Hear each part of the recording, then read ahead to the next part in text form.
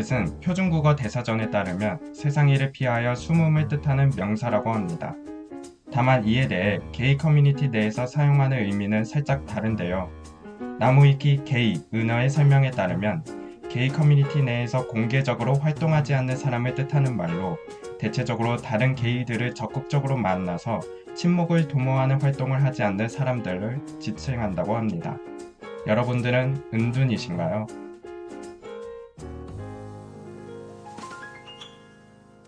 안녕하세요. 존재만으로 의미 있는 게이 리얼 라이프 게릴라의 운파입니다. 오늘은 지금까지 한 번도 출연하지 않으셨던 두 명의 게스트를 초대하여 게이의 은둔 라이프에 대해 이야기 나눠보고자 합니다. 저희끼리 농담으로는 얼음 여왕님이라고 부르는 마일로님, 그리고 어린 것이 벼슬이다 알베르토님 초대해봤습니다. 반갑습니다. 안녕하세요. 안녕하세요. 안녕하세요. 소심하지만 할 말 다하는 마일로입니다. 저를 얼음 여왕이라고 소개하셨는데 사실 알고 보면 친한 사람한테는 차갑게 다정한 그런 사람이니까 큰 오해 없으셨으면 좋겠습니다. 그동안 맞아요. 게스트로 제가 아는 분들이 자주 나왔었는데 열심히 듣기만 하다가 이렇게 직접 게스트로 나오니까 느낌이 정말 새롭습니다.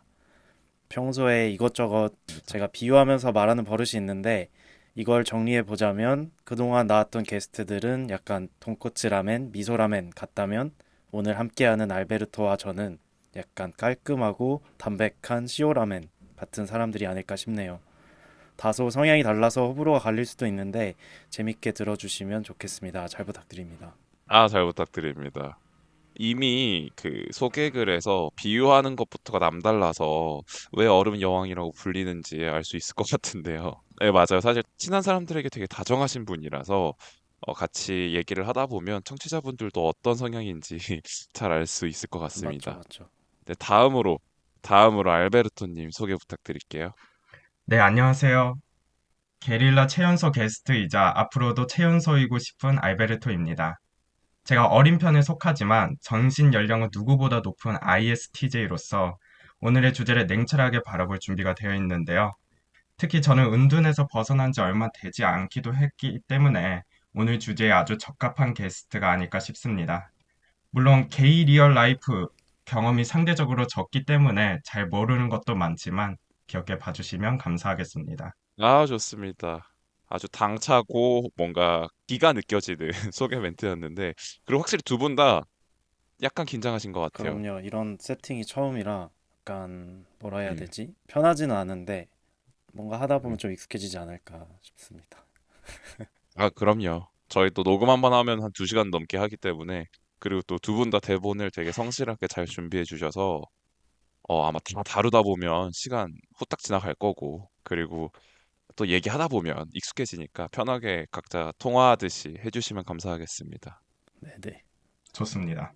그렇다면 네, 본격적으로 들어가기 전에 평소에 게릴라는 어떻게 들었는지가 너무 궁금해요. 아니면 팟캐스트에 대해서 혹시 전에 들었었는지, 그래서 관련된 이야기를 하면 좋을 것 같은데, 일단 어린 알베르토님 먼저 제 질문에 한번 답변 부탁드리겠습니다. 저는 솔직하게 이번화 참여가 결정되고 나서 처음으로 네. 게릴라를 들었어요.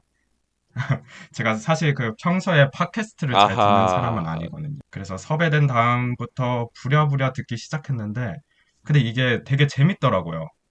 주로 이제 대중교통에서 통학할 때 이어폰 끼고 이렇게 주로 듣곤 했는데, 대중교통 안에서 너무 실실 웃으면서 들어가지고 아마 주변 분들이 이상하게 보지 않았을까 싶어요. 맞아요. 그럴 수 있죠, 그럴 수 있죠. 그럼 어떤 에피소드가 가장 재밌었어요? 저는 그 김용님과 함께 했던 첫 경험 에피소드가 되게 기억에 남았어요. 절대 주제가 첫 경험이어서 재밌었던 게 아니라 그 김용님과 운판님과의 서사가 되게 재밌더라고요. 그래서 저도 언젠가 그런 동계와의 드라마가 있었으면 좋겠다라는 생각을 하게 되었어요. 그렇구나. 근데 사실 제가 팟캐스트를 준비하고 녹음을 할 때 뭔가 청취자분들이 좋아하겠지 하는 주제, 그러니까 메인 컨텐츠나 방향성이 사실 주제에 따라서 좀 달릴 거라 생각했는데, 게스트와의 케미도 어떻게 보면 하나의 재미 중에 하나로 느껴지시는군요. 그쵸. 어, 또 새로운 시각이라서 이것도 한번 좀 앞으로 에피소드를 준비할 때 많이 고려해 봐야겠습니다. 그렇다면 우리 얼음 여왕 마일로님은 어떠셨나요? 뭐 저는 개인적으로 일단 음파님이랑 좀 가까운 사회적 관계를 형성하고 있는 사람으로서 그 기존에 나왔던 그 왜 아사랑 삐뽀랑 닉 이런 분들이랑도 또 맞아요. 다 연결고리가 있잖아요. 그래서 사실 맞습니다. 그분들이 나온다고 하길래 제가 출퇴근길에 저도 똑같이 알베르토처럼 팟캐스트를 사실 듣는 사람은 아니어서 굳이 찾아서 들었습니다. 또 듣긴 했는데 그 나름의 재미가 있더라고요. 주로 영상 콘텐츠를 소비했었는데 소리로만 듣고 눈은 쉬면서 그냥 소리로만 정보를 받으니까 또 그 나름대로의 뭔가 재미가 있었고 또 주제를 들으면서 공감이 당연히 되는 부분이 많죠. 근데 또 새롭게 약간 공감도 안 되지만 생각거리가 많아졌던 그런 에피소드 있었습니다. 그래서 뭐 총평을 하자면 그래도 재밌고 편안하고 뭐 그랬다. 그런 느낌이 아하. 지배적이었습니다. 아, 좋습니다. 그렇다면 또 이제 우리 알베르토님한테 했던 질문과 같은 건데 가장 재밌었던 에피소드는 어떤 에피소드였어요? 저는 그 19금 걸렸던 아사님과 네. 삐뽀님 나왔던 그 주제가 제일 재밌었습니다. 사실 그 부분이 공감이 안 되는 부분도 당연히 있었는데 그래도 뭔가 네. 와 뭔가 새롭다. 역시 이런 게 약간 음. 게이들의 리얼 라이프인가? 그런 생각이 들더라고요. 맞죠, 네, 맞죠. 뭔가 약간 날 것 같은 느낌이라 저와는 좀 맞습니다. 저는 되게 단조로운데 뭔가 그들의 삶은 되게 다채롭고 뭔가 사연이 많지 않았나 싶습니다. 사실 저희가 평소에 그런 뭔가 섹슈얼한 얘기나 프라이빗한 얘기를 하기는 하는데 그렇게 각자 각 잡고 내가 내 썰 들려줄게라고 얘기하는 경우는 사실 잘 없기 때문에 또 이렇게 이미 출연하신 분들한테 뭔가 인티메이트하게 좀 더 느낄 수 있는 것들이 있는 것 같아요. 그쵸, 뭔가 딱 주제를 정해서 그 주제에 대해서 약간 심도 있게 얘기하는 거를 듣다 보니까 제가 몰랐던 부분도 많이 알게 돼서 뭔가 내적 친밀감이 더 올라가지 않았나 싶습니다. 아, 좋습니다. 그리고 또 저희들의 외모나 실질적인 성격을 다 알고 계시잖아요. 그쵸, 두 그쵸. 분 다. 그쵸. 네, 그러면 듣다 보면은 또 하나 궁금했던 게 저를 실질적으로 아시는 분들이니까 그리고 사실상 청취자로서 되게 좀 오래 계시던 분들이라서 다른 분들은 한 초창기 때부터 같이 하자고 얘기를 하고 바로바로 녹음을 시작했었는데 이제 새로 나오신 어떻게 보면 청취자분들을 대하는 첫 자리라서 궁금한 게 많아요. 이제 그러면 저라는 사람을 알고 나왔던 게스트분들 다 개인적으로 아시는 분들인데 그런 사람들이 녹음하는 팟캐스트를 들었을 때 약간 분리가 되나요? 그 캐릭터성이. 저부터 일단 말하자면은 뭔가 네. 확실히 이게 콘텐츠화 하려면 정리가 돼야 되잖아요. 그래서 제가 아는 평소의 모습은 정말 최대한 좀 다 뺀 느낌, 뭔가 정제가 되지 않은 느낌이라면 그래도 콘텐츠에 나왔을 때 네. 얘기를 들어보면 평소보다는 말도 정리해서 잘 하더라고요. 그래서 뭔가 듣다 보면은 그쵸. 약간 괴리가 있긴 한데 저런 모습이 있구나 이럴 때가 있고 또 뭔가 듣다 보면 정제는 됐지만 생각보다 평소에 공유 안 했던 그런 마음 깊은 얘기들도 많이 나온 것 같아서 그 나름대로 뭔가 맞아요. 괜찮다. 이런 모습도 뭔가 새롭고 음. 좋다. 그렇습니다. 아우, 좋습니다. 오, 뭔가 되게 스윗하다. 그렇다면 이제 알베르토님은 사실 그래요. 저희가 그 마일로님과 여태까지 나왔던 게스트분들이랑의 인연이 좀 더 길었고 알베르토님과 알게 된 지는 상대적으로 기간이 조금 짧아요. 그쵸. 그래서 아마 각자 개인 성격 같은 경우는 뭔가 깊게 파악하지 못하셨지 않았나 싶은데 네, 팟캐스트 들으면서 어떤 느낌이셨나요? 근데 확실히 얼굴 보고 이야기하는 거랑 목소리만 들었을 때랑 느낌이 많이 다르더라고요. 그, 아까 마일로님께서 말씀해주신 그 아사님이 출연한 에피소드를 들었을 때, 제가 그분을 알고 있음에도 불구하고, 목소리만 들었을 때는, 누구지? 했었어요. 그래서 확실히 그 팟캐스트에서 음성만 들었을 때 그 사람과 뭔가 분리되는 효과가 확실하게 느껴졌었던 것 같아요. 아, 그쵸, 그쵸. 그리고 또 각자 녹음할 때 녹음 목소리가 따로 다 있어요. 맞아요. 사실 저도 평상시에 말할 때랑 녹음 스타트합니다 하고 딱 들어가는 목소리가 약간 이제는 좀 자동 스위치가 되거든요. 이제 그렇기 약간 때문에 팀플 할 때 네. 목소리처럼 뭔가 맞아요. 그쵸. 발표할 땐 또 목소리 잘 내야 되니까 약간 그런 느낌 아닐까 싶습니다. 예. 맞습니다. 또 전화 통화할 때 목소리 다르듯이. 그쵸. 네. 이제 그렇다면 저희의 주제 은둔에 대해서 슬슬 넘어가 볼까 하는데요.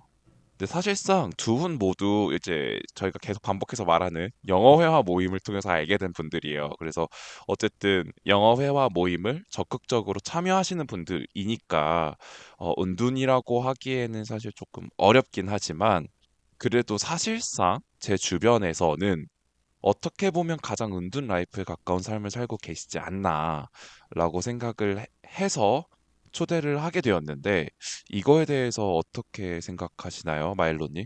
문파님 말씀하신 대로 사실 은둔이라고 하기엔 이제 너무 많이 양지로 나왔고 또 때도 탄 것 같은데 그래도 확실히 제 나이 때 다른 게이분들을 보면 제가 못 해본 활동이 되게 많더라고요. 그리고 뭔가 도전하지 않았던 영역도 많고 그래서 굳이 따지자면 이제 은둔의 범주에 가깝지 않나 싶고 또 이제 그들의 입장을 어느 정도 이해하고 대변할 수 있지 않을까 싶습니다. 그래서 아, 맞습니다. 네.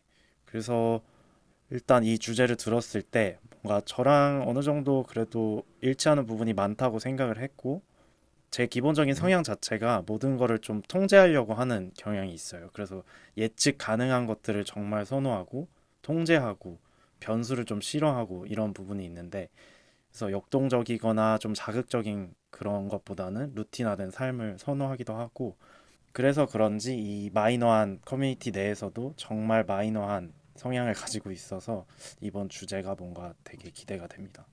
맞습니다. 맞습니다. 마일로님을 실제로 알게 되고 조금 신기했던 것들은 다들 어느 정도 조금씩은 호기심을 가지고 특히 처음 이 커뮤니티를 접하면 계속해서 뭔가 새로운 걸 경험해보고 싶고 도전해보고 싶고 한데 마일로님은 딱 진짜 정형화된 최소한의 활동만 하시는 것 같아서 그게 너무 그쵸? 신기했어요. 사실 저도 호기심이 있죠. 뭔가 생각도 있고 호기심도 있는데 그런 여러 요소들의 갈등 속에서 최대한 안정을 추구하다 보니 이러한 결과가 나오지 않았나 싶습니다. 맞습니다. 그래서 궁금했던 게 그러면 모임을 처음 나오게 된 계기는 뭐예요? 모임을 나오게 된 계기도 정말 랜덤한데 사실 그래서 이게 사람이란 게 살다 보면 자기가 살던 방향대로 안 살게 되는 그런 날이 있거든요. 데이팅 앱에서 어떤 네, 분을 알게 됐는데 그분이 네, 이제 저랑 좀 공통 분모가 있었어요. 네, 그분이 이제 친해졌어요. 사실 이게 데이트라기보다는 친해졌는데 네, 오늘 뭐 해? 이랬는데 그 모임에 간다고 하더라고요. 근데 저는 이런 모임이 있는 줄도 몰랐고 네, 그래서 뭔가 가보면 어떨까 싶어서 한번 갔는데 사실 처음엔 그렇게 좋진 않았어요. 뭔가 네, 너무 안에 있는 분들끼리 좀 친한 분위기였어서 적응이 잘 안 됐었는데 그래도 몇 번 가고 좀 사람도 알게 되고 하니까 되게 건전하고 재밌더라고요. 제 기준에선 되게 건전했어요. 그래서 뭔가 내가 평소에 선입견을 가지고 바라봤던 이쪽 모임이 아니라 정말 건전하게 그 언어라는 목적 하나만 가지고 모인 사람들이 많아서 그 맞아요. 자체만으로도 되게 만족감이 컸고 그래서 그 뒤에 이제 따로 사람들끼리 어울리는 자리에는 안 갔었어요. 그래서 되게 오랜 기간 어, 안 가다가 네, 최근에 비교적 그래도 뭐 한 1년 정도 된 것 같은데 그 그렇죠. 시점부터 이제 가기 시작했죠. 좀 사람도 많이 알게 되고. 그러면 그 뒤풀이 자리를 참여하게 된 동기는 뭐예요? 좀 더 이제 사람들과 친해지고 편해져서 슬슬 가기 시작했나요? 네, 그쵸. 뭔가 스스로 아는 사람이 많이 없으면 안 그래도 말수가 적은데 뭔가 가서 할 네. 말도 없고 정말 자리 지키다 오거든요. 그래서 음. 서로 뭔가 눈치만 보고 앉아 있다가 음식만 먹고 나와야 되는데 그래도 아는 사람이 많아지니까 확실히 가서 좀 주제도 겹쳐지고 또 저같이 소심한 분들이 있어요, 거기에. 그래서 있어요. 이제 그 사람들끼리 좀 어울리기도 하고 또 저보다 맞아요. 더 소심한 사람을 자극해서 말하기도 하고 뭔가 약간 그런 또 맞죠, 재미가 맞죠. 있습니다. 또 제가 친해지면 맞아요. 말이 아예 없진 않아요. 그래서 점점 좀 뭔가 변화하고 있지 않나. 맞습니다, 맞습니다. 그래서 사실 저도 이제 마일로님 처음 봤을 때 좀 신기했던 게 되게 시니컬한 줄 알았는데 또 사람들이랑 대화하는 거 들어보면 되게 다정하신 거예요. 그래서 아, 진짜 얼음 여왕이다. 전형적인 뭔가 디즈니에서 나오는 얼음 여왕 같은 경우는 이제 백성들에게는 주민들에게는 되게 차갑게 막 하는데 막상 되게 애틋한 스토리, 뭐 딸을 사랑한다든지 아니면 뭔가 되게 뜨거운 심장을 가지고 있다든지 같은 그런 캐릭터성이 있기 때문에 요즘엔 사실 좀 잘 통용이 안 될 수도 있어요. 근데 왜 요즘엔 잘 안 맞는 시대착오적 개념일 수도 있는데 그 왜 예전에 저희 어릴 때 엄마들이 때리면서 이게 다 너를 위해서 그런 거다. 그런 개념들이 있잖아요. 왜 정말 이해가 안 되는. 저 근데 이제 사랑의 매 굳이 그쵸 그쵸 이제 뭔가 남들이 봤을 때 되게 매정한데 그 근본에는 뭔가 그 사람에 대한 애정이 숨어 있지 않나. 그래서 저만의 약간 애정 표현 방식이 조금 남다르긴 합니다. 그래서 그거를 잘 못 받아들이시는 분들이 있어요. 그래서 맞아요, 꼭 그럼 좀 있어요. 많이 서운해하고 네, 삐지고 네. 아니면 이제 좀 돌아서기도 하죠. 근데 뭐 어쩌겠어요. 뭐 그게 전데. 그럼요. 그냥 결이 안 네. 맞는 거. 그렇다면 이제 다음으로 우리 막둥이 알베르토는 어떤가요? 이제 은둔이라는 주제를 들었을 때. 음, 다시 그 처음에 질문해 주셨던 걸로 돌아가서 말씀을 해보자면, 저는 네, 개인적으로 네. 은둔이라는 개념이 은둔과 활동, 이렇게 이분법적으로 나뉘는 개념이 아니라 어떻게 보면 스펙트럼의 일종이라고 생각을 해요. 그리고 저는 그 스펙트럼 안에서는 은둔에 좀 가까운 편이지 않은가 스스로 생각을 하고 있어요. 왜냐하면 저도 마일론님과 비슷하게 이쪽 생활이 그 영어 회화 모임에만 한정이 되어 있기도 하고 다른 속해 있는 그룹이 전혀 없거든요.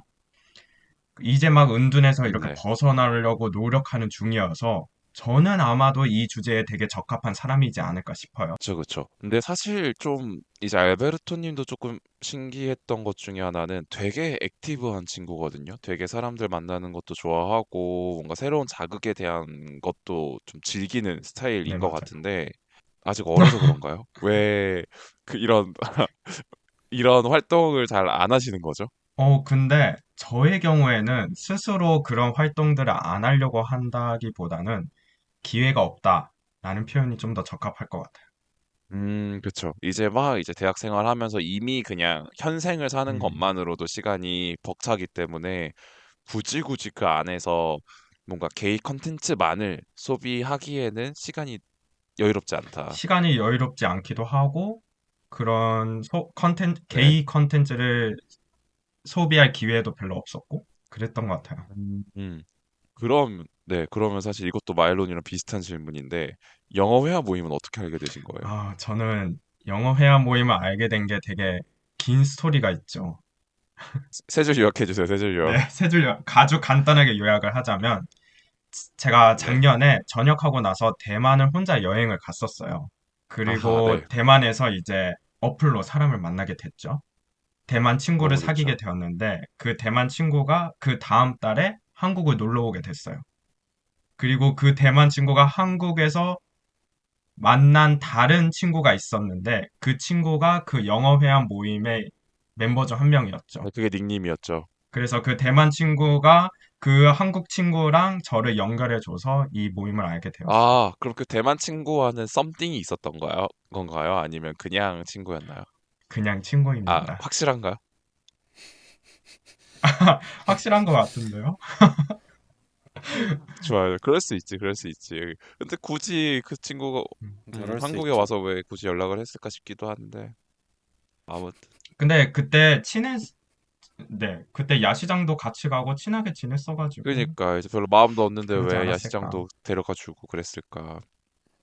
그럼요. 낮 네? 시장을 가지 왜 야시장을 가겠어요. 그러니까 굳이 밤에 만나가지고 제가 낮에는 관광을 해야 했기 네. 때문에, 네. 좋습니다. 알겠습니다. 일단 그런 걸로 넘어가도록 하겠습니다. 근데 그러면 사실상 그러면 마일로 님도 그렇고 알베르토 님도 그렇고 사실 그 궁극적으로 어떻게 보면 저도 그렇고 다 뭔가 데이팅 어플을 통해서 만나게 된 사람의 뭔가 소개라든지 아니면 그 사람과 뭔가 관련된 무언가 덕분에 뭔가 자연스럽게 모임에 대해서 알게 되고 아, 저 사람도 나간다고 하니까 나도 한번 가볼까라는 좀 뭔가 편한 마음을 가지게 돼서 모임에 나가게 된 것 같아요. 그래서 네. 그쵸. 그래서 듣는 청취자분들도 어쨌든 저희가 직접적으로 만나는 건 아니지만 이런 팟캐스트라는 걸 통해서 저희도 어떻게 보면 지인이 돼버린 거잖아요. 뭐 각자 어떤 표상적인 캐릭터성으로 만나기는 하지만 그래서 저희가 모임에 대해서 되게 자주 얘기를 하게 되는데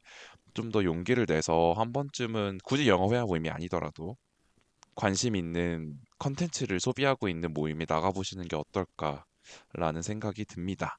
괜찮은 것 같아요. 일단 언어 모임 이런 데는 난이도가 좀 낮은 모임이라고 생각합니다. 맞습니다. 모임마다 성격이 좀 다르거든요. 그 안에서 되게 사람들이랑 되게 치대면서 지내야 되는 모임도 있고, 개인적인 삶이 우선이고, 그 와중에 잠깐 만나서 공통적인 관심사만 살짝 나누고 헤어지는 모임이 있는데, 이제 영어회화 모임 같은 경우는 사실상 후자에 더 가까운 것 같아서 좀 더 상대적으로 부담감이 좀 덜 하지 않습니다. 그렇죠. 그렇다면 이제 맞아요. 이제 여러분들도 좀 얘기를 들어보니까 마일로님과 알베르토님이 왜 운둔에 더 가깝다고 생각을 했는지에 대해서 조금 더 와닿으셨을 거라고 예상이 되는데 그렇다면 다음 질문으로는 이제 은둔게이의 삶은 어떤가? 왜냐면 여태까지 나왔던 모든 게스트분들이 사실상 은둔과는 좀 거리가 멀어요. 이미 어느 정도 개인적인 게이 커뮤니티를 형성하고 있고, 뭐 종로나 이태원도 종종 나가보셨고, 그리고 그 속에서 각자 나름대로의 드라마나 스토리를 가지고 계신 분들이기 때문에, 이런 것들에 대한 게 좀 거리가 먼데, 이제 각자 생각하는 은둔에 대한 정의랑 은둔의 삶에 대해서는 어떻게 생각을 하시는지 이번에는 알베르토님 먼저 얘기를 해볼까요? 네. 저는 개인적으로 은둔이라는 사람들이 게이들이 집단적으로 모이는 자리를 원치 않는 사람들로 정의할 수 있지 않을까라고 생각을 해요. 맞습니다. 왜냐면 사람마다 다르겠지만 아예 이쪽 사람을 만나는 것 자체를 꺼려 하시는 분은 많지 않다고 생각을 하거든요. 근데 다만 모임이나 클럽처럼 이 게이들이 집단적으로 모이는 자리들을 좀 회피하고자 하는 사람들을 저희가 은둔이라고 부르는 것 같아요. 그래서 그 은둔은 사람을 아예 안 만난다기보다는 1대1 관계에 좀 더 집중하는 사람들이라고 볼 수 있을 것 같아요. 맞습니다. 맞습니다. 처음에 이제 인트로에서 얘기했듯이 운둔에 대한 정의, 그러니까 나무위키이기 때문에 공식적인 정의는 아닌데요. 나름의 대표성을 지니고 있는 정의이기 때문에 이제 그랬을 때 커뮤니티 내에서 공개적으로 활동을 하지 않는 사람을 뜻하는 말이니까 사실상 알베르토님의 생각과 일견 맞닿아 있을 수도 있다고 볼 수 있을 것 같아요. 그렇죠. 이제 그렇다면 마일로님은 네, 어떻게 생각하시나요? 은둔 게이를 정의하자면 제가 봤을 때는 사실 게이라는 사실을 부정하는 분들은 아닌 것 같아요.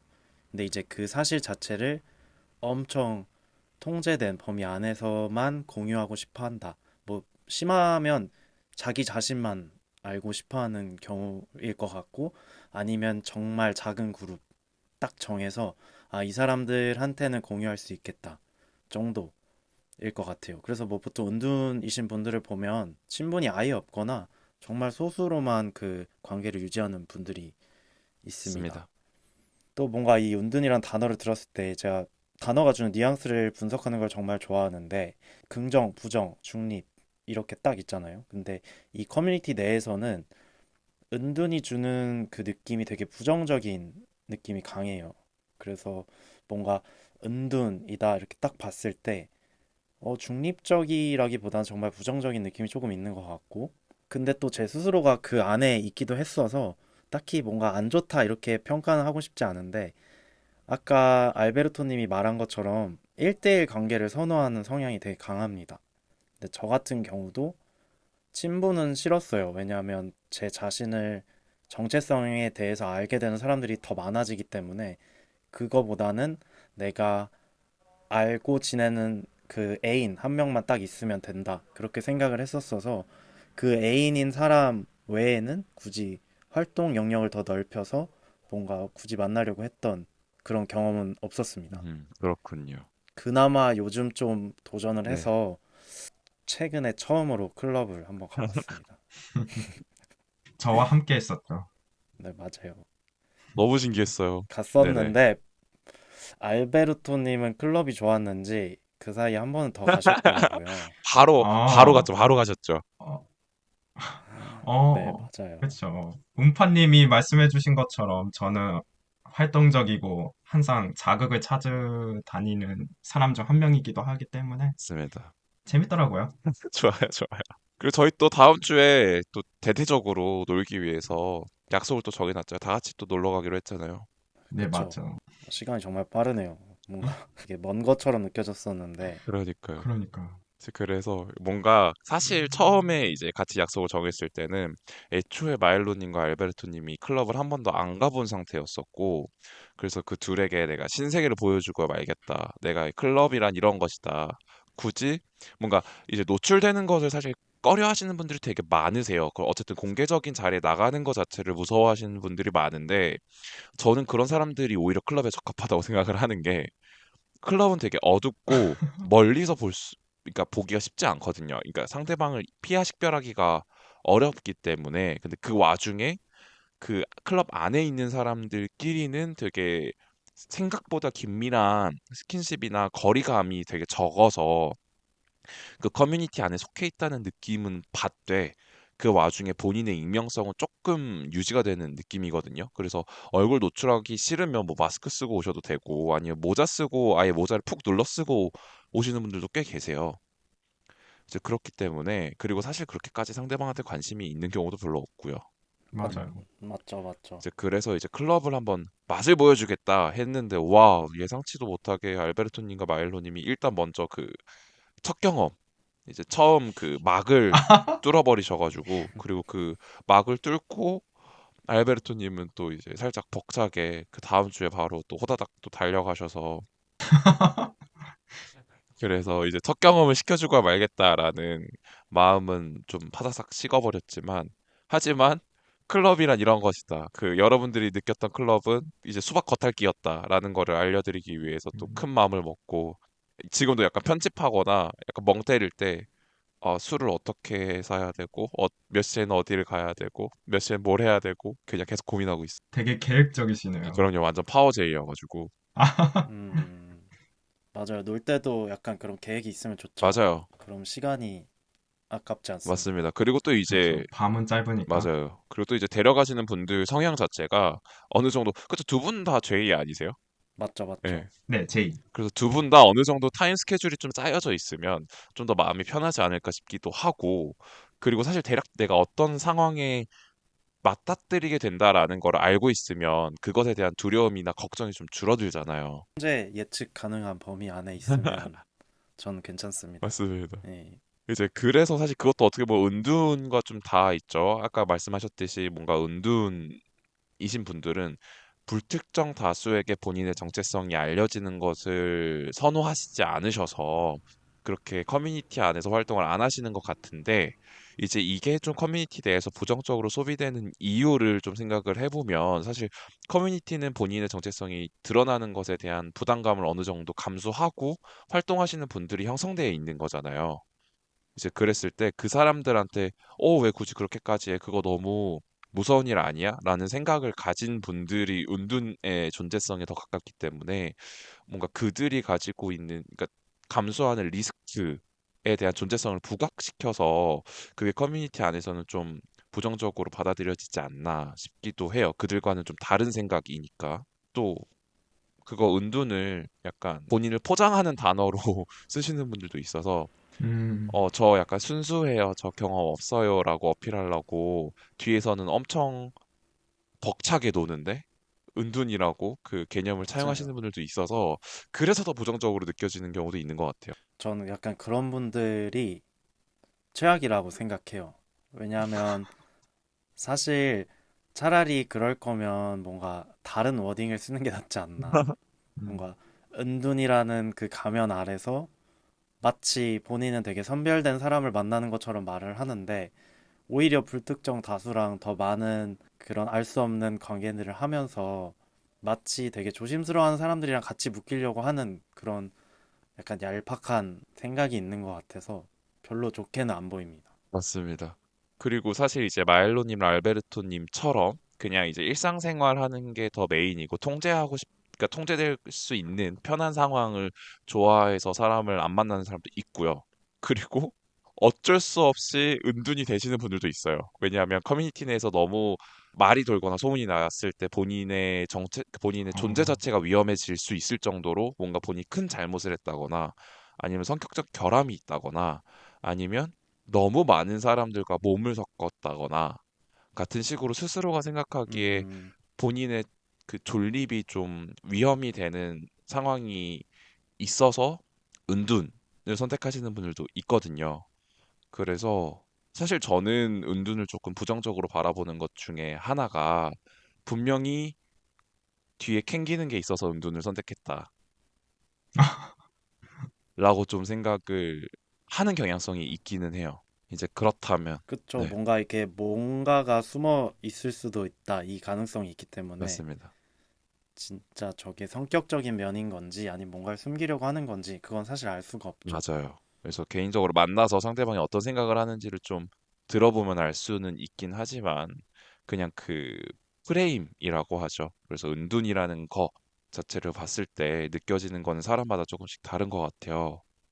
즉, 그렇다면 이제 사실 여러 번 얘기했죠. 뭐 통제될 수 있는 환경 아니면 좀 굳이 게이 커뮤니티 안에 속해야 되나 라는 것을 이미 얘기를 했는데 이것에 대해서 좀 더 디깅을 해보는 것도 좋을 것 같아요.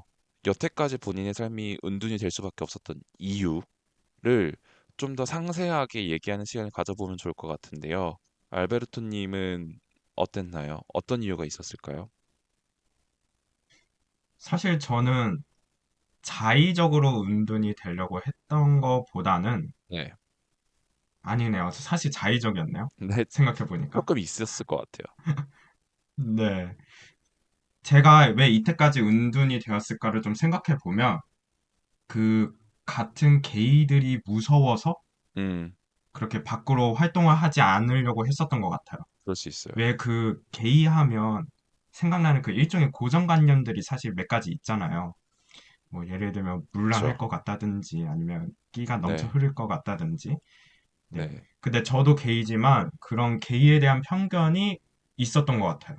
제가 은둔일 때는. 맞아요, 맞아요. 그래서 그렇지 않은 사람들을 1대1로 만남으로써 내가 가지고 있는 그 고정관념을 가지고 있는 사람을 회피하고자 하는 그런 성향이 있었던 것 같아요. 네, 그러다가 사실 제가 그런 은둔 생활을 한번 깨보고자 대학교를 들어와서 그 대학교 톡방을 들어간 적이 있었어요. 음, 그리고 그 톡방에서 작은 식사 모임이 있었는데 하필이면 그 분위기가 제가 가지고 있었던 그 고정관념에 네. 딱 맞는 분들만 있었던 모임이었었죠. 아하, 그래서 오히려 그 첫 그런 활동이 저에게는 오히려 그 고정관념만 더 강하게 심어줬고, 음, 그래서 그 후로도 한 3년 정도 계속 운동 생활을 하다가 이제 운 좋게 영어 회화 모임을 알게 되고, 지금은 이제 그 고정관념이 많이 깨졌죠. 네네, 아, 그런 사람들이 전부가 아니라는 것을. 네. 맞습니다. 그래서 저의 경우에는 운둔이 될 수밖에 없었던 이유가 그런 고정관념 때문이었지 않을까 생각을 음, 하고 있습니다. 그럼 그 식사 모임의 고정관념이 끼가 흘러넘치는 모임이었나요? 아니면 섹슈얼한 텐션이 넘쳐 흐르는 모임이었나요?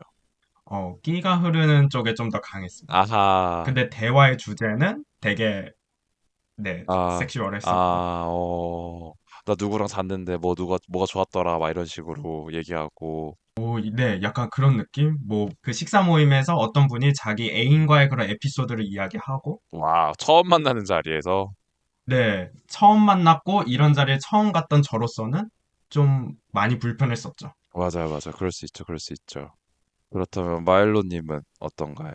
일단 은둔이 강화되는 이유는 성격, 성향, 역량이 절대적인 것 같고 맞습니다. 일단 저도 확실히 극내향인이라 I가 90%거든요. 그래서 진짜 제가 개입해서 제 의견을 말하지 않으면 불이익을 당할 상황이 아닌 이상은 제 말을 잘 안 네, 하고 또 뭔가 개입하려고 하지도 않아요. 그런 성향 자체가 사실 정체성을 떠나서 뭔가 제 삶 전반에 다 녹아 있어서 이게 확실히 이 정체성 얘기 말고도 다른 부분에 있어서도 저는 약간 은둔자적 성향이 있지 않나 싶습니다.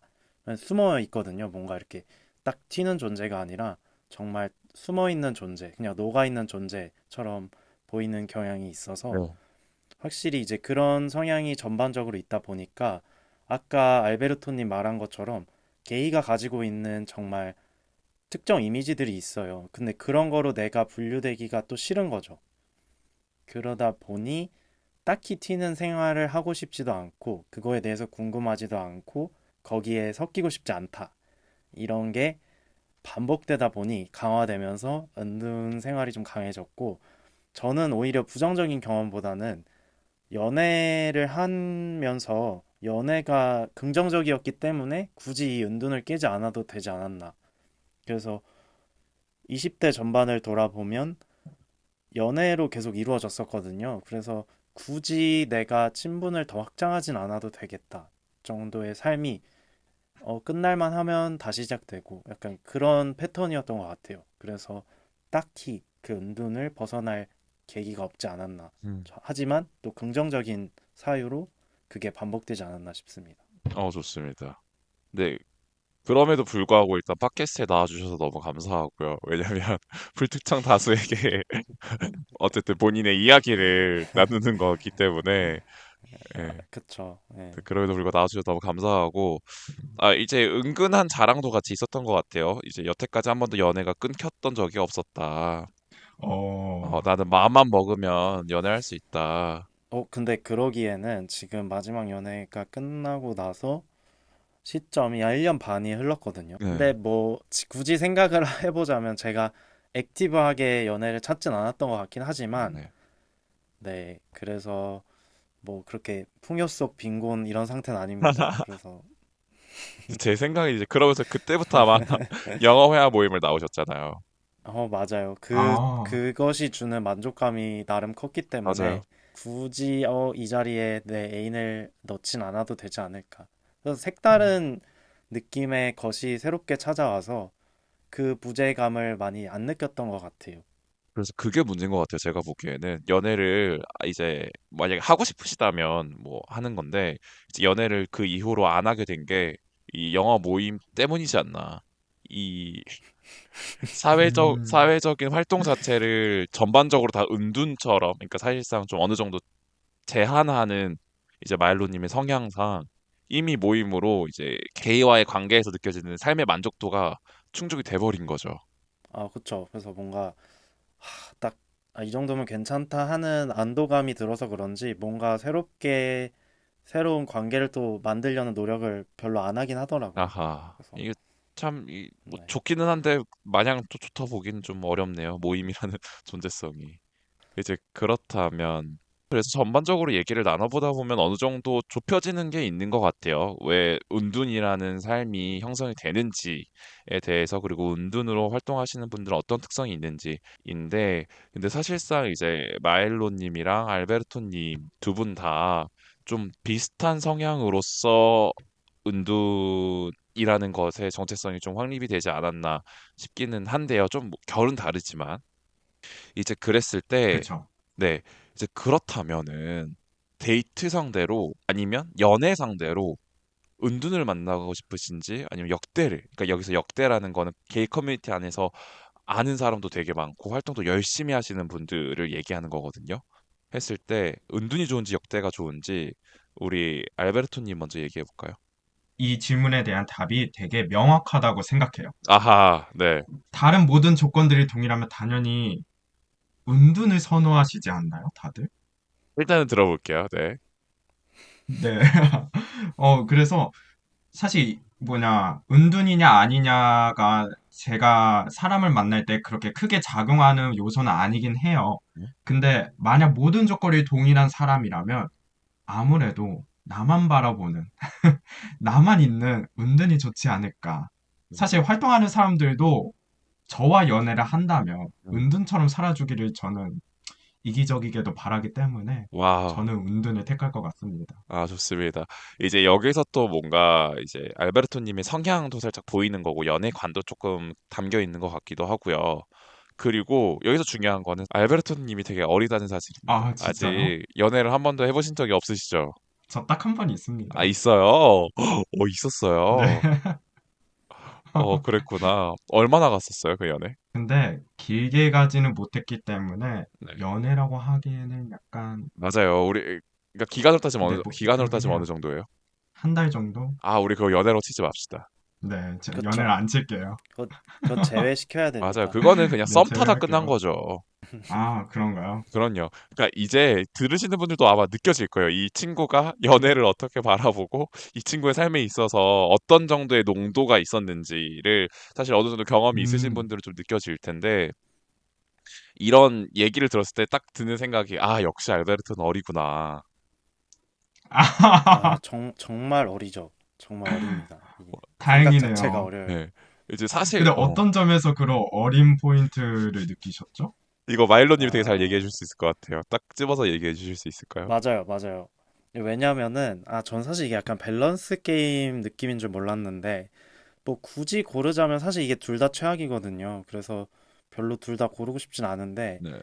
저는 오히려 같은 은둔을 안 만나고 싶을 것 같아요. 왜냐면 이 삶의 패턴을 잘 알고 있기 때문에, 둘 다 은둔이고, 둘 다 연애를 한다? 이러면 약간 어느 정도 파국이 예상이 됩니다. 그래서 제 상대가 될 분은 일단 저보다는 개방된 분이어야 하고, 저보다는 뭔가 이렇게 거르는 필터가 적은 분이셨으면 좋겠다는 생각을 연애를 하면서 많이 느꼈어요. 왜냐하면 서로 은둔이다 보면 조심스러워하는 게 너무 많은데 이 커뮤니티 기본 성향 자체가 되게 조심스러워하는 경향이 있어요. 사람들 기본적으로 좀 내재된 게. 그래서 서로 숨기고 절제하려고 하는 성향이 강한 데다가 또 추가로 뭔가 그런 필터들이 더 있다 보면 연애는 정말 서로 좋아서 만나야 되는데 그런 필터들 때문에 되게 부수적인 것들 때문에 근본적인 연애가 좀 잘 안 되는 그 연애 사업이 좀 원활하게 안 돌아간다 그런 경우가 있고 실제로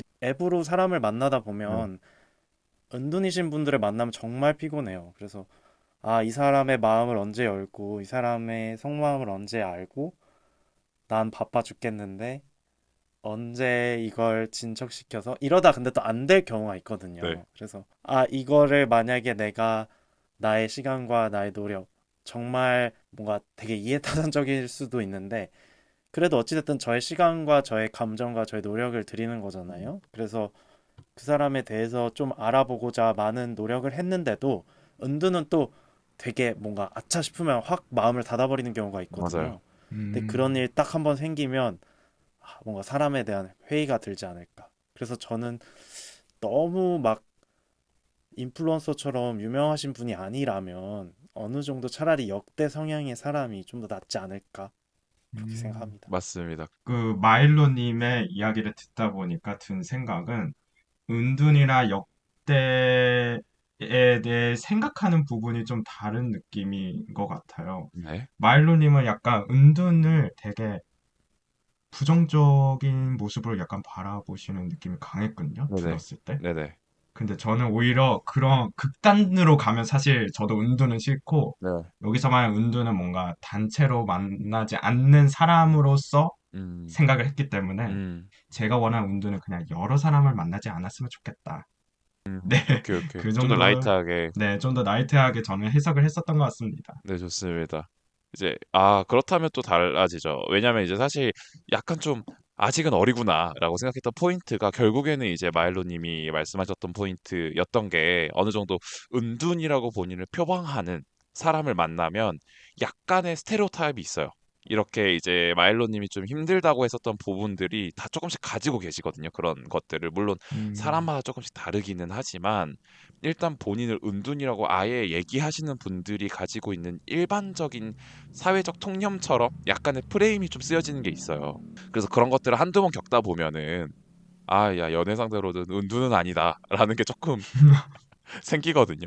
왜냐면 저도 옛날에는 이제 이렇게 커뮤니티에서 활동하는 게 좀 어려웠고 무서웠고 그리고 그렇게 활동하는 것 자체가 약간 저와는 안 맞는다고 생각을 했었기 때문에 이제 그런 역대를 좀 꺼려하고 은둔히 차라리 낫지 않아? 라고 생각을 했었는데 음, 막상 사람을 만나보고 연애를 해보고 대화를 하다 보면 은둔은 좀 힘들다. 음, 라는 데이터가 좀 쌓여서 이렇게 하다 보니까 좀 더 이제 부정적인 시선이 생길 수밖에 없지 않나라고 생각했습니다. 사람을 많이 만나보겠습니다.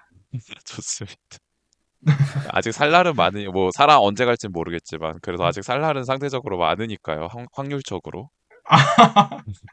아, 그쵸. 약간 절대적으로 주어진 시간이 저희보다 많지 않을까. 맞습니다, 맞습니다. 그- 이제 그러니까 역대도 한번 만나보고 은둔도 한번 만나보고 하면 좋지 않을까 싶습니다. 그래서 이게 사실 대도시의 사랑법에서 누구지 영수님인가? 영수님 캐릭터인가? 사실 이름이 사실 정확하게 기억이 안 나는데 그 음, 책에서도 그렇고 드라마에서 몸이 되게 좋으신 그 분이 원래 말 그대로 진짜 은둔의 삶을 사시는 분이었잖아요. 이제 그랬는데 예, 예. 남자들이 파스타 먹으러 가는 것도 눈치 엄청 보고 야 남자들이 파스타 먹으러 어떻게 가? 하는 그것이 약간 은둔의 아, 전형적인 맞아요. 스타일이거든요. 아, 아, 근데 그런가요? 생각해보면 정말 진짜 최악인 게 둘이 데이트하러 갔는데 그런 사소한 부분까지 눈치를 보고 주변 시선을 신경을 쓰게 되면 저는 약간 진짜 그 자리에서 갑자기 화가 그라데이션으로 치달아서 자리를 박차고 나오지 않을까 싶습니다. 맞아요, 맞아요. 어, 도대체 어떻게 살아가며 그렇게 걱정이 많으면 솔직히 당장 가다 차에 치여 죽을 수도 있잖아요. 맞아요. 이제 뭐 극단적인 예시긴 한데 그쵸. 사실 사람이란 게 이게 진짜 나이가 확실히 들면서 느끼는 감정이긴 한데 주변에서 생각보다 저에 대해서 그렇게 신경을 많이 쓰지 않아요. 그래서 음, 의외로 남은 나한테 관심이 없다는 거를 살면서 되게 많이 느끼거든요. 그래서 너무 극한으로 조심할 필요는 없지 않을까. 물론 조심해서 나쁠 건 없는데 그쵸. 이게 사실 조심한다는 게 너무 피곤한 음. 삶이거든요. 맞습니다, 맞습니다. 이제 그래서 이게 또 삶의 경험치가 좀 쌓이면 느낄 수 있는 포인트라고 생각을 해서 이제 우리 알베르토님은 경험을 많이 해봐야 되지 않을까 생각을 아, 하게 맞아요. 됐습니다. 아직 네. 햇병아리입니다. 말씀해주신 사례 들어보니까, 네, 저희 생각이 약간 바뀌긴 하네요. 근데 사실 이것도 다 케바케 사바사기 때문에 모든 은둔이신 분들이 그렇다는 건 아닌데, 그쵸. 근데 이제 맞아요, 맞아요. 근데 보통 일반적으로 그렇다더라. 살아보니 뭐, 그러니까 그냥 그거잖아요. 약간 남자들이 좀 더 성욕에 쉽게 지배당하는 경향성이 있더라처럼, 맞아요. 약간 그런 느낌인 거죠. 물론 이제 그렇게 사회적 시선을 신경 쓰는 것에 대한 정도 차이는 조금 있기는 한데. 이 질문 딱 들었을 때 그냥 당연히 은두는 아니야라고 했던 포인트 중에 하나가 차에 치여서 죽을 수도 있는데라는 걱정과 사회적으로 본인의 정체성이 탄로나는 거에 대한 부담감이 결은 조금 다르지만 걱정의 농도는 비슷하거든요. 이제 그래서 은둔을 표방하시는 분들은 본인의 정체성 자체를 어느 정도 부정하시는 분들이기 때문에 그 말인즉슨 남자를 좋아하는 본인을 부정한다? 그것은 나 만약에 나와 연애를 하게 되면 나를 사랑하는 마음 자체를 부정할 수 있는 확률이 되게 높아진다랑 다 있어서 음, 그래서 별로 연애 상대로는 정말 적합하지 않다라고 생각을 하는 거죠. 결국엔 사회적으로 본인을 보여주는 모습 그리고 보여주고 싶어하는 모습도 결국 그 사람 그 자체거든요. 즉 그랬을 때 거기에서 게이라는 존재성을 빼고 싶어 한다라는 거는 나를 빼고 싶어 한다라는 말과 동일시할 수 있다고 생각을 해서 물론 사람마다 다르긴 하겠지만 그래서 저는 맞아요. 데이트 중 되게 네. 뭔가 극단적인 예시를 들었었는데 뭔가 그걸 최대한 잘 포장하고 잘 정리해 주신 것 같아요. 맞아요. 근데 사실 저도 그렇게 생각을 해요. 저도 그렇게 생각을 아, 해서 맞아요. 네네. 그래서 이제 물론 역대도 쉽지는 않겠죠. 하지만 맞아요. 그래도 나를 온전히 받아들여주는 사람이기 때문에 그게 차라리 음, 낫지 않을까. 그렇다면 이제 은둔으로 살아가는 게이들은 어떤 어려움이 있을 거라고 생각을 하시나요, 마일런님? 그 앞에 나온 얘기에 이미 다 담겨 있는데 확실히 이게 자기 어찌 보면 약간 근간이 되는 부분을 부정하다 보니까 사실 밑부분이 흔들릴 수밖에 없거든요. 맞아요. 그러면 그 위에 아무리 뭔가 새롭게 쌓아도 이게 근본이 흔들리다 보면은 자기가 아무리 행복한 삶을 쫓고 그걸 구축해 나가려고 노력을 해도 어느 순간 되게 약간 현타처럼 뭔가 이렇게 딱 맞는 순간이 있어요. 그래서 아, 내가 이거는 뭐를 하고 있는 걸까? 뭐를 위해서 이렇게 살고 있는 걸까?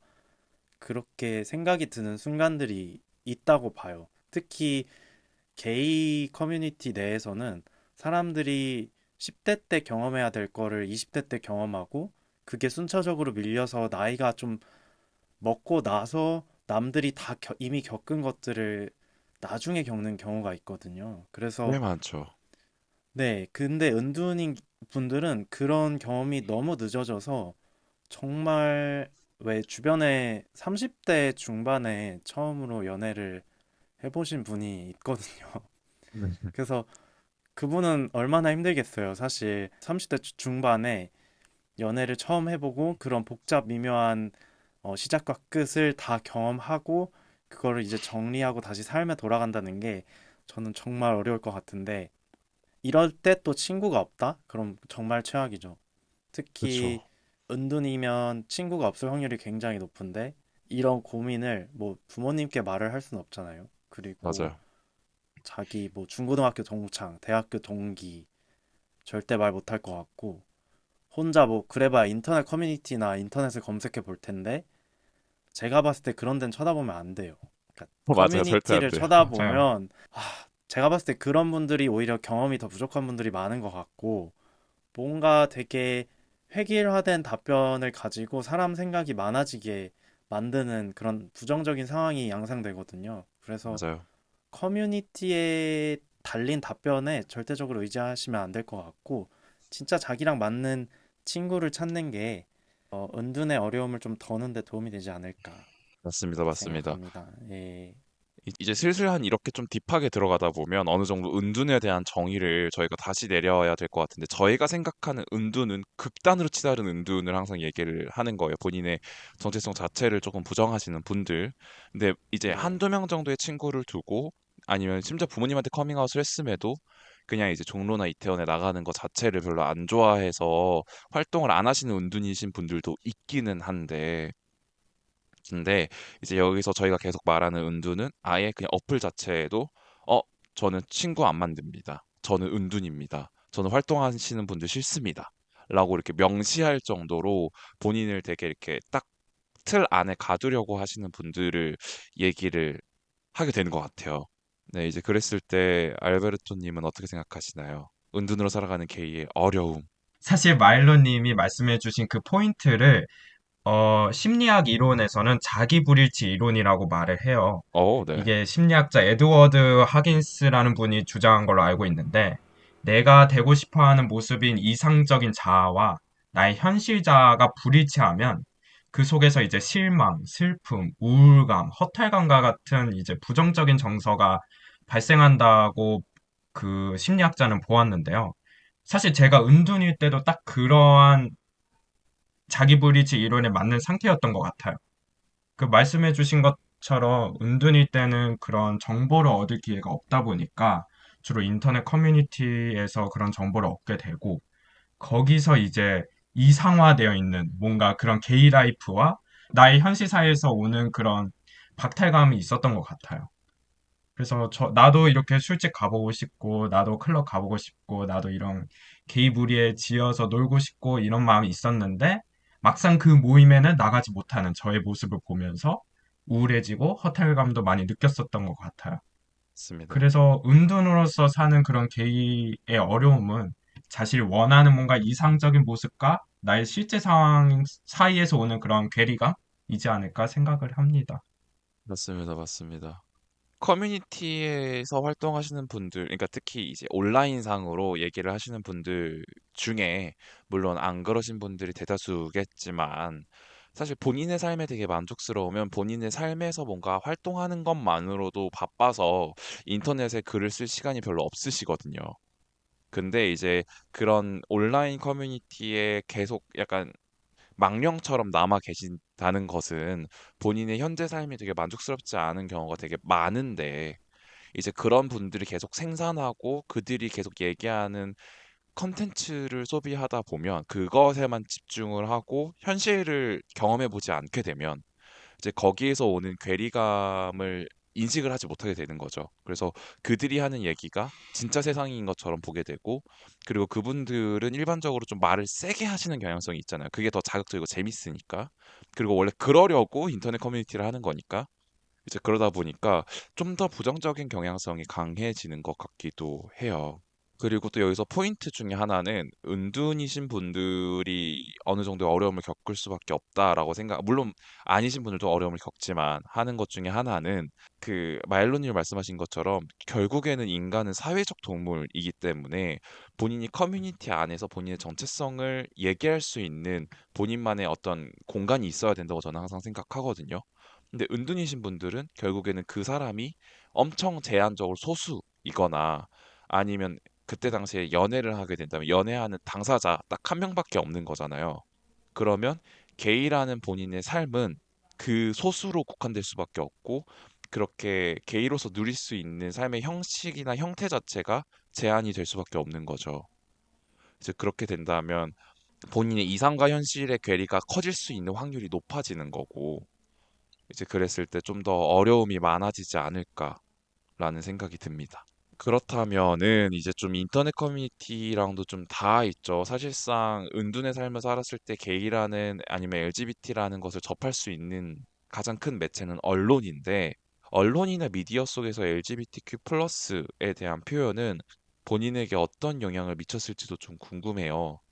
그렇다면 알베르토님은 어떠셨나요? 어떤 영향을 받으셨나요? 꼭 LGBT뿐만 아니라 일반들의 연애도 마찬가지인데, 언론이나 미디어 속에서는 그 연애랑 사랑을 되게 이상화해서 표현을 하잖아요. 맞아요. 그 연애가 되게 순탄하고, 뭐 갈등이 있어도 잘 이루어지고, 평생 함께하고, 약간 이런 이성화된 모습을 접하다 보니까, 저도 무의식적으로 그게 미디어나 언론이 만들어낸 허상인 것을 알면서도 그것을 원하게 되는 그런 포인트들이 있었던 것 같아요. 맞아요, 맞아요. 그리고 미디어 속에서 표현되는 그 게이들이 사실 되게 잘생겼거든요.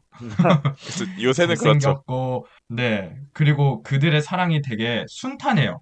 음, 애인과 이렇게 꽁냥대는데 보통 집중이 되는 거는 환경적으로 억압당하는 거. 음, 근데 애인이랑은 잘 살고 있어. 맞아요, 또는 일반인 줄 알았던 짝사랑과 잘 이루어져. 맞아요. 보통 이런 현실에서는 약간 이루어질 수 없는 포인트들을 많이 스토리로 만들다 보니까 네, 그게 이상화된 비현실적인 이야기인 것을 알면서도 나도 모르게 원하게 되고 꿈꾸게 되는 그런 영향이 좀 있지 않았나 싶어요. 맞습니다. 이제 우리가 그런 것들에 절여져 살다 보면 드라마 퀸이 되는 거죠.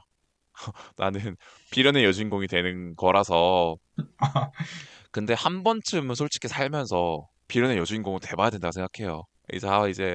그렇죠. 이제 또 거절당하고 상처 받아서 비 내리는데 우산 안 쓰고 비 맞으면서 또 길거리에 앉아서 울어도 보고 나 너 없으면 안 돼라고 하면서 살자 시도하는 척도 한번 해보고 한 번쯤은 그 삶에 있어서 그런 왜냐면 살아가면서 그렇게까지 큰 감정을 느끼기가 정말 쉽지 않거든요. 그냥 일반이든 게이든 상관없이 이제 그랬을 때 그런 큰 감정을 느낄 수 있는 베이스는 저는 환상이라고 생각해요. 그래서 드라마 음, 속 그런 로맨스나 환상 그리고 절절한 사랑에 대한 어느 정도 환상을 품고 있다가 본인도 그 속에 푹 절여져 보는 거죠. 이제 그랬을 때에 나는 앞으로 어떻게 살아가야 되나라는 생각도 할 수 있게 되고 그런 나의 감정을 어떻게 대처해야 되는지도 경험해 보면 알 수 있기 때문에 한 번쯤은 그런 이상적인 사랑을 해보는 게 좋지 않을까 싶습니다. 그랬으면 좋겠네요. 네, 응원하겠습니다. 그렇다면 이제 감사합니다. 마일로님 같은 경우에는 이제 미디어 속 표현이 본인에게 어떤 영향을 미쳤는지 궁금합니다. 확실히 저랑 나이 차이가 난다고 느끼는 게 제가 봤던 티피컬한 게이 캐릭터는 제가 보고 자랐을 때는 되게 비련의 여주인공 같은 캐릭터들이 많았어요. 그래서 뭔가 어, 순탄하지 않은 삶, 그리고 맞아요. 결론도 그렇게 아름답지 않고 누가 막 죽거나 맞아요. 떨어지거나 강제로 이별하거나 막 되게 안 좋게 끝나는 스토리를 많이 봤고 요즘엔 진짜 확실히 퀴어 콘텐츠 자체가 되게 다채로워지기도 했고 아름다운 결론 뭐가 주변에 막 응원을 받고 주변의 지지를 받아서 그들이 하나의 구성원으로 편입되는 그런 이상적인 스토리로 전개가 되는 걸 많이 보는데 제가 어렸을 때만 해도 확실히 숨어 지내는 사람들, 그들의 약간 슬픈 이야기 그런 게 주로 담겼었던 것 같아요.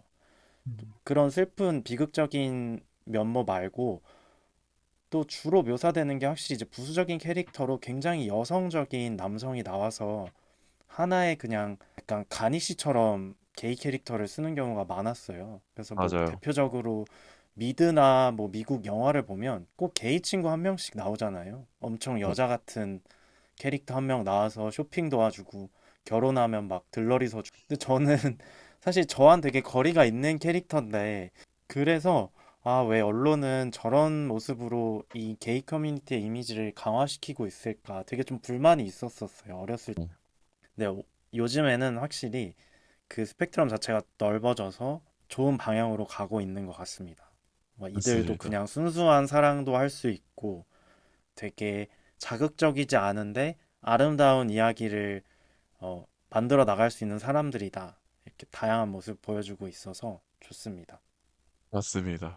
사실 저도 이제 알베르토님이 말씀하신 거 보면서 좀 놀랐어요. 어? 내가 생각하는 미디어 속 게이는 이런 컨텐츠, 이런 모습이 아니었는데 오, 되게 잘생기고 뭐 사회적으로 억압받아도 어쨌든 본인이 사랑하는 순수한 사랑을 하고 있고라고 얘기해서 오, 그러네. 요새 소비되는 콘텐츠들은 확실히 그런 경향성이 있다. 아니면 뭐 유튜브를 하신다거나 아니면 팟캐스트를 하시는 뭔가 SNS를 통해서 노출되는 게이 커플의 모습도 약간 그런 경향성이 있죠. 그래서 맞아요. 어, 그래서 너무 그렇구나. 미디어 속 게이의 모습이 이렇게 또 세대별로 다르구나 느껴서 좀 놀랐어요. 저도 놀랐어요. 어, 예. 네. 저는 오히려 마일런님이 말씀해 주셨던 그 감초로 나오는 게이 친구의 역할을 요즘은 잘 많이 못 보는 것 같아요. 특히 한국에서 노출되는 미디어들은 보통 그렇죠. 근데 약간 사실 그렇죠. 클리셰적인 캐릭터긴 해요. 그러니까 그 음, 여성들의 키링 베프죠. 정말 유니콘 같은 본인의 속마음을 다 얘기할 수는 있지만 결국 남자의 입장을 음, 대변해 줄 수 있는 그런 본인의 음. 편한 진짜 말 그대로 써먹을 수 있는 필요한 순간에 써먹을 수 있는 캐릭터로 되게 많이 소비되는 게 게이 캐릭터라고 저도 항상 생각을 해왔어가지고 네, 맞죠, 맞죠. 이제 그랬는데 그러네요. 확실히 요즘에는 좀 더 다양해졌네요. 모르겠어. 나 때는 말이야가 계속 되는데 예전은 그 미디어 속 게이의 사랑은 슬프지 않으면 성립하지 않았거든요. 비극적이지 않으면 LGBTQ 컨텐츠가 아니다. 라고 말이 나올 그럼요. 막 정도로 되게 되게 불쌍하게 나오잖아요. 그럼요. 그래서 예전에 유명했던 뭐 오, 브로크백 마운틴도 결국에는 결혼을 하고 그 와중에 서로를 잊지 못해서 부인 몰래 이렇게 하게 되는 그런 것도 있고 오, 그렇게 하고 그리고 또 뭐가 있을까요? 그 Call Me by Your Name도 그나마 최신이지만 결국 그것도 비극적으로 음, 끝나죠. 이뤄지지 못하는 사랑. 맞죠, 이고 맞죠. 어, 너 나의 색깔은 블루인가? 그거는 이제 음, 레즈비언에 관련된 내용인데 음. 그것도 엄청 슬퍼요. 한국 영화로 유명했던 거 하면은 그 예전에 그 누구죠? 이재훈 배우님이 나왔던 친구 사이인가요? 맞아요. 그것도 너무 슬프게 끝나잖아요. 아, 맞아요. 그러니까 사실 그리고 특히 한국 음. 게이 영화는 슬프지 않거나 뭔가 비극적으로 끝나지 않으면 그리고 원래 LGBTQ 컨텐츠의 색깔은 우울이었거든요. 그리고 요즘에 그 대도시의 사랑법도 그렇고 너의 연애도 그렇고 참 긍정적이라서 좋은 것 같아요. 사실 그래서 좀 소비를 안 하게 되는 경향성도 있어요. 나 때는 우울이 원래 디폴트였는데 말이야. 요즘 것들은 아, 행복해가지고 약간 그렇게 되는 경향성도 아, 있긴 한데 아무튼 재밌다. 재밌네요. 또 이렇게 또 세대 차이도 느껴지고 맞아요. 그 바라보는 관점이 완전 정반대네. 그러니까요. 신기하네요. 저의 첫 그 LGBTQ를 다룬 미디어는 Call Me by Your Name이었거든요. 그리고 사실 그것도 사실 저에게는 뭐 끝은 약간 네. 비극적이지만 많이 행복한 그쵸. 아름다운 사랑을 이상적인 하니까 모습에 좀 더 많이 아름다운 모습이라 생각을 했는데 이제 저는 이제 아예 시작점이 아, 다른 거죠. 그걸로 시작을 했기 때문에. 혹시 그 거기에 나왔던 그 티모티 샬라메 배우를 좋아했던 여자 캐릭터에게는 해줄 말씀이 없으신가요? 저는 사실 그걸 보면서 그 여자가 굉장히 불쌍하다고 생각을 했거든요. 뭔가 되게 매몰차게 버려졌잖아요. 사실 저도 비슷하게 느꼈어요. 하지만 메인은 아니시니까. 오, 어차피 오. 허상이시니까. 네. 그 사실 그래서 콜미 파이 유어 네임 나왔을 때 그거에 대한 비판적인 여론도 되게 많았었어요. 여성을 너무 납작하게 표현한다. 이거 성차별적인 프레임이다. 어, 라고 아, 해서 맞죠. 아, 네. 맞아요. 사실 저도 그거 보면서 조금 이제 나름 이제 PC함을 추구하는 성향이 조금 있는 사람으로서 그 묘사를 보면서 조금 음, 불편하긴 했었어요. 이게 결국 나도 게이기 때문에 그들의 사랑에 좀 더 포커스하고 그들을 더 응원하기는 하지만 티모시 살라메가 사실 좌충우돌 어려운 그러니까 그때 콜미 바이 유어 네임에 나오는 엘리오라는 역할 자체가 이제 미성숙하고 그 새로운 것을 제대로 대처하지 못하는 캐릭터이기 때문에 가능한 묘사였긴 했지만 그럼에도 불구하고 음, 저 엘리자베스인가 이름이 생각이 안 나는데 그 여성이신 그 엘리오를 좋아하는 여자한테 네.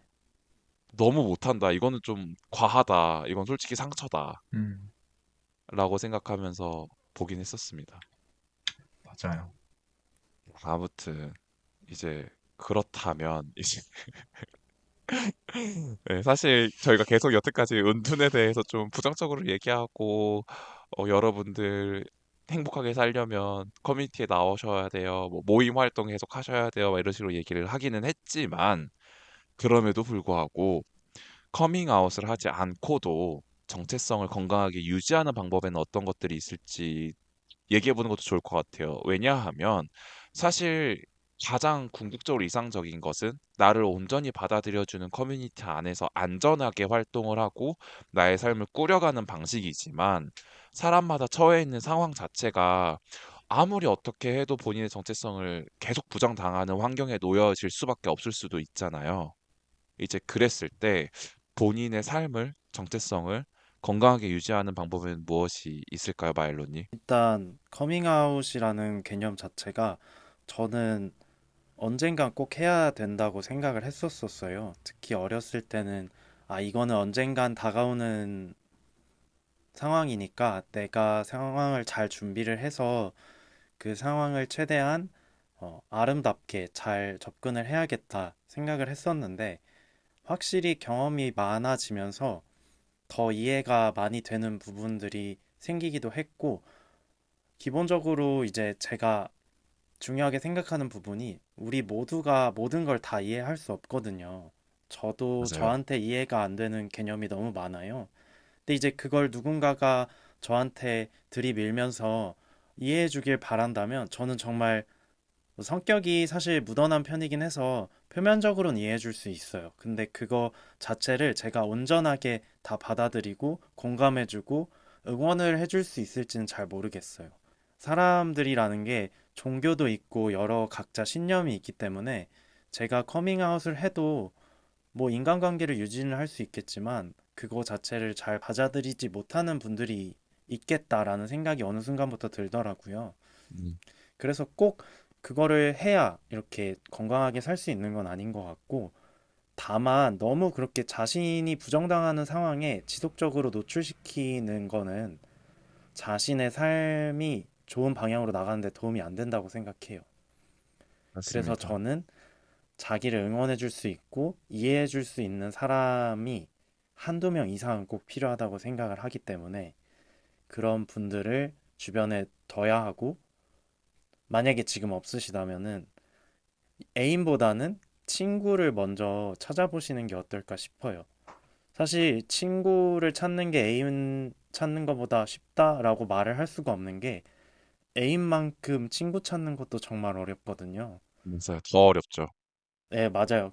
왜냐면 어찌 보면 애인은 금방 끝날 수도 있는데 친구 관계는 되게 기한이 정함이 없거든요. 그래서 오래 갈 수도 있는 사람을 만나려면 진짜 쉽지 않아요. 잘 맞아야 되고 여러 위기를 같이 넘겨야 되고 또 그 위기 때마다 서로가 좀 어느 정도 굽힐 줄 알아야 되는데 그런 친구를 주변에 두고 자신의 서포트 시스템을 구축하면 사실 살면서 어떻게 항상 행복하겠어요. 근데 맞아요. 이렇게 어려운 상황이 있을 때 같이 공유하고 같이 밥 먹거나 같이 얘기만 해도 확실히 그런 힘듦이 반감되니까 주변에 그런 사람을 두는 것이 제가 봤을 때는 정체성을 건강하게 유지하는 가장 큰 비법이 아닐까 싶습니다.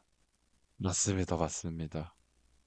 그렇다면 알베르토님은 건강하게 유지하는 방법이 무엇이 있다고? 저도 마일로님이 말씀해주신 거랑 비슷하게 이쪽 생활에서 벌어지는 에피소드를 허심탄회하게 나눌 수 있는 친구가 딱 3명만 있으면 되는 것 같아요. 한두 명은 좀 적은 것 같고, 3명 정도 있었을 때 내가 이어 게이 라이프를 하면서 느끼는 어려운 점이나 또는 재밌는 것들을 충분히 공유할 수 있지 않을까라고 생각이 들어요. 사실 저도 작년 한 10월이나 11월 이쯤에 갑자기 커밍아웃을 하고 싶다는 욕구가 이렇게 확 치솟 올랐을 때가 있었거든요. 그때 그런 마인드가 일어났던 이유는 제가 이쪽에서 벌어지는 각종 에피소드, 뭐 내가 누구를 만났는데 막 그 사람이 너무 쎄시였다, 약간 이런 네. 얘기들을 할 수 있는 사람들이 네. 없더라고요. 그래서 이거를 하고 싶다, 말할 사람이 필요하다는 생각이 들었을 때쯤 영어 회화 모임을 시작을 했고, 그래서 이런 에피소드를 말할 사람이 딱 3명 정도 생기니까 그런 마인드가 훅 어, 사라지더라고요. 그래서 자신이 이런 커밍아웃을 하지 않아서 정체성이 휘둘리는 것 같다라고 생각이 들면 이 이야기를 할 수 있는 친구를 딱 3명만 만들면 좋지 않을까라고 생각을 합니다. 맞습니다.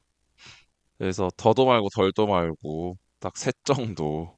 그리고 예, 이제 네. 그렇게 얘기할 수 있는 사람들이 있는 것만으로 사실 얘기하는 것만으로도 해소되는 게 어느 정도 있기 때문에 이제 그런 면에 있어서 본인의 정체성을 건강하게 유지하고 그것들을 잘 대처할 수 있는 방식이지 않나 싶은데요. 맞습니다. 그래서 이제 항상 얘기하는 것 중에 하나가 1대1로 만나서 친구를 찾기는 정말 쉽지 않거든요. 그리고 뭔가 커뮤니티에서 랜덤하게 만났을 때 사람들, 나랑 결이 맞는 사람을 맡기가 정말 쉽지 않기 때문에 어떤 특정한 목적을 가지고 사람들이 모이는 모임을 나가시는 게 가장 좋다라고 얘기하는 게 애초에 저희가 모임을 통해서 긍정적인 커뮤니티를 형성했던 경험이 있는 사람들이기도 하고 그리고 그 전에는 그 모임 없이 그냥 개인적인 각자 각계 전투를 했었죠.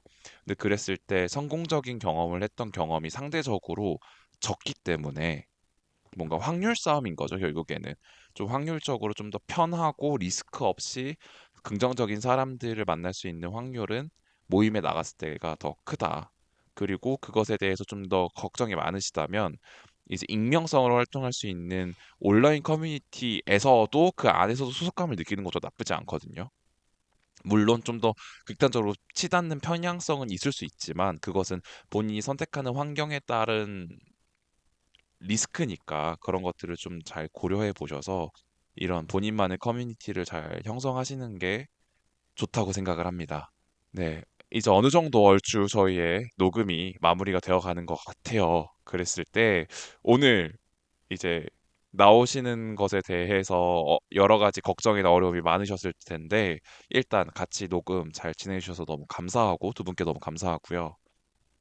이렇게 녹음을 해봤을 때 어땠는지 소감을 간단하게 우리 마일로님부터 들어볼까요? 주제가 은둔이라 제가 말을 할 수 있는 부분이 그래도 생각보다 많아서 좋았던 것 같고, 평소에 잘 정리하지 않던 여러 아이디어들을 은둔이라는 주제에 맞춰서 좀 정리해서 다시 이야기를 해보니까 저도 많은 변화 과정을 거쳐서 지금까지 변해왔구나라는 거를 돌아볼 수 있었습니다.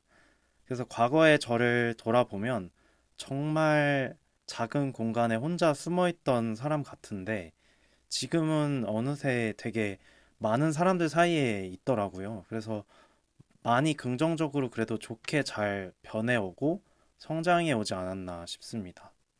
아우, 좋습니다. 너무 좋습니다. 네, 알베르토님. 저의 경우는 이걸 답변을 하면서 다른 분들도 비슷하게 생각하고 있지 않을까라는 지점들이 몇 포인트가 있었는데, 같이 이야기하다 보니까 꼭 그렇지는 않다라는 거를 좀 느낄 수 있었던 시간이었던 것 같습니다. 그리고 은둔이라는 주제 자체가 저도 마일론님과 비슷하게 할 말이 많은 주제였어가지고 다행히 대화를 재밌게 할 수 있었던 것 아, 같습니다. 좋습니다. 좋습니다.